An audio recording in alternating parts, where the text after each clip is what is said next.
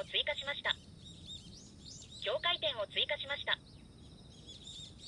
境界点を追加しました。境界点を追加しました。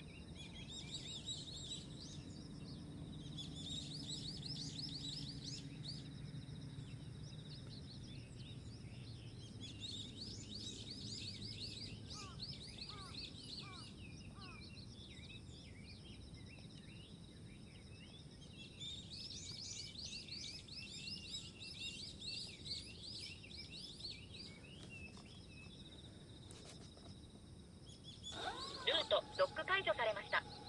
パイプのエア抜きがしっかりとされていることを確認してください。イ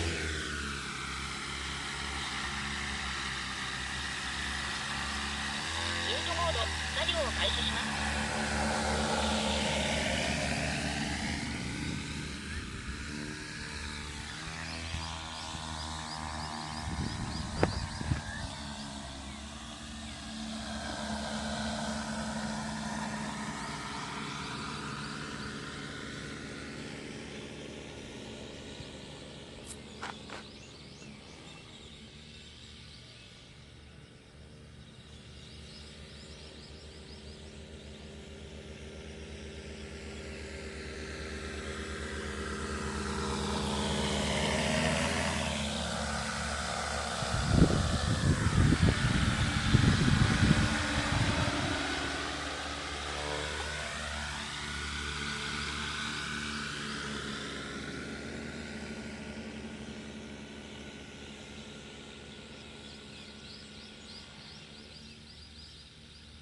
姿勢。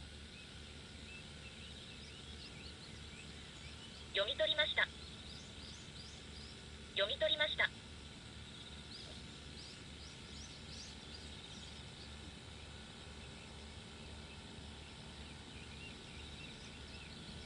書き込みました。